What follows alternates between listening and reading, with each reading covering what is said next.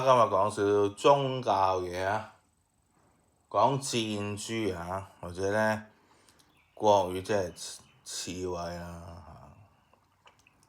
嚇。咁因為咧我都返過教會嘅，都試過所謂嘅咧熱心侍奉過。我唔單止喺本身個教會有侍奉，仲有咧喺咧其他啲機構咧有侍奉。我記得有一次咧喺其他機構侍奉嘅時候咧，咁就遇到一個男仔啊，咁你可以用弟兄嚟形容嘅嚇。佢提到一樣嘢就係話咧，基督徒萍水相逢咧就幾好嘅嚇。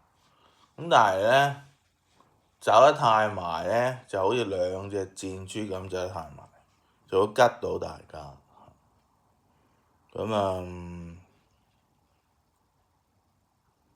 係啊，所以咧做基督徒咧就咧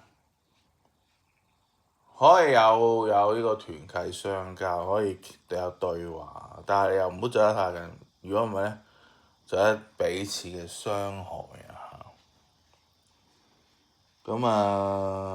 我都冇返教會超過10年啦，或者嗰個男仔可能都唔再信耶穌啦。因為嗰件事咧，諗翻起上嚟都可能係公元2000年嗰陣時啦，20幾年前。咁我諗唔係淨係基督徒嘅，我諗人與人嘅相交都係嘅，有陣時都係好似箭豬咁。如果走得太近咧，真係吉到大家。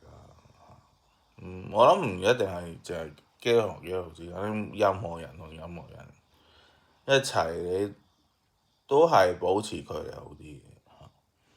如果唔係咧，就會吉到大家，傷害到大家。